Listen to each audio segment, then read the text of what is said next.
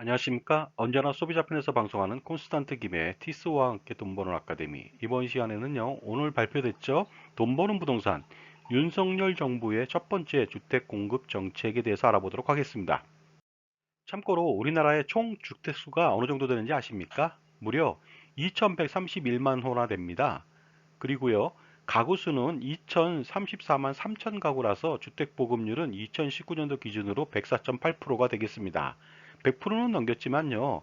전체적으로 인구 1000명당 383호로 좀 낮습니다. 2018년 기준인데요. 미국은 421호, 독일은 508호, 일본은 494호인데 주택 공급이 더 많아지면서 앞으로 400호 이상이 될 것으로는 보입니다.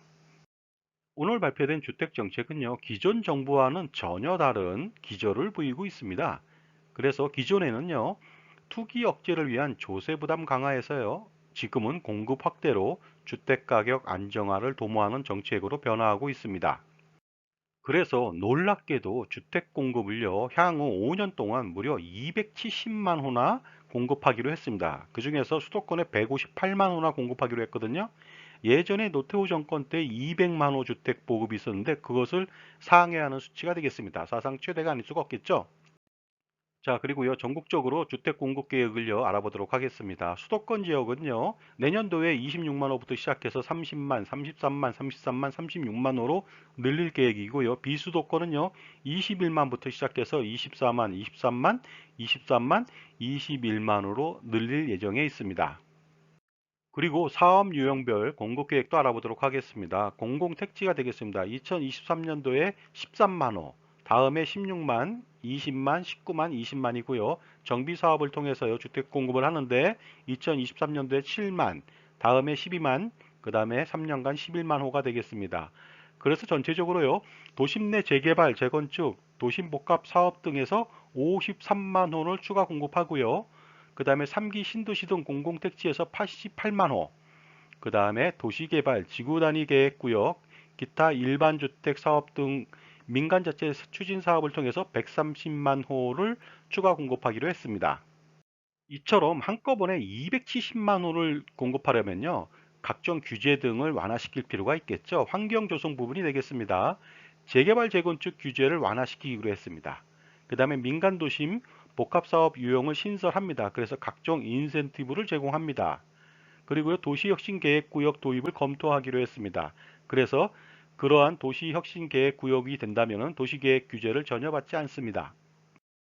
자, 그리고요, 수도권 등 직주 근접지에 신규 주택지를 지속적으로 조성해 나가기로 했으며 시세의 70% 이하 가격으로 무주택 서민을 지원하기로 했습니다. 이에 따라서 청년 원가주택이라든가 역세권 첫집 분양 등을 하기로 했습니다.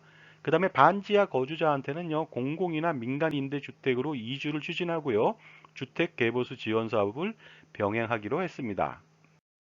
또한 재건축 부담금 감면 방안을 다음 달에 공개하기로 했고요. 그 다음에 재건축 안전진단 기준을 완화시켜서 재건축을 보다 쉽게 하기로 했습니다. 평가 항목 등 조정을 통해서 개선하기로 했습니다.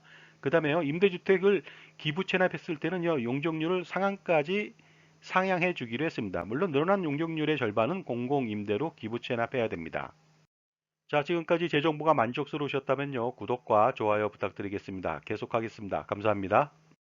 자, 그렇다면요, 민간도심 복합 사업 유형이라는 것이 무엇일까요? 이것은요, 신탁이나 리츠 등 민간이 주체가 되어서 도심이나 역세권 등에서 고밀도 복합 개발이 가능하도록 만든 사업 유형이 되겠습니다. 여기에는요, 그러다 보니까 재반 지원이 있는데 용적률 500%까지 상향 지원합니다. 그리고 필요하다면요, 도시계획 규제를 전혀 받지 않는 도시혁신계획구역을 신설 적용하는 것으로 검토하기로 했습니다. 자, 이 밖에 공급 확대를 위해서요, 도시형 생활주택 규제를 완화시켰습니다. 따라서 기존의 300가구까지만 만들 수 있었는데 총 가구 수를 500가구까지 늘렸습니다. 투룸 공급 상한도 전체 세대의 기존의 3분의 1에서 2분의 1까지 가능하도록 만들었습니다. 그리고요, 주택 공급 촉진 지역 제도 도입을 검토하기로 했는데요, 공급 확대를 위해서 도시 규제 완화 등 각종 인센티브를 부여하는 지역이 되겠습니다. 오늘 발표된 부동산 정책은요, 큰 틀에서 시작이 되고 있습니다. 그래서 구체적인 방안은요, 지속적으로 수립할 예정이라고 합니다. 그러나 이러한 엄청난 공급과 동시에 세제 교정도 필요하지 않을까 생각합니다. 물론 부동산 관련된 세법이 되겠습니다. 즉 뭐냐면요. 수요와 공급에 따른 가격 변화는 시장 원칙에 따르고 각종 규제, LTV 같은 거 있지 않습니까? 규제는 대폭적으로 완화시켜야 합니다. 세금만으로 수요 공급을 대신하고 가격을 인하시킬 수는 없기 때문에 그렇습니다. 자, 지금까지 오늘 발표된 윤석열 정부의 주택 공급 계획에 대해서 정책에 대해서 알아봤습니다. 감사합니다.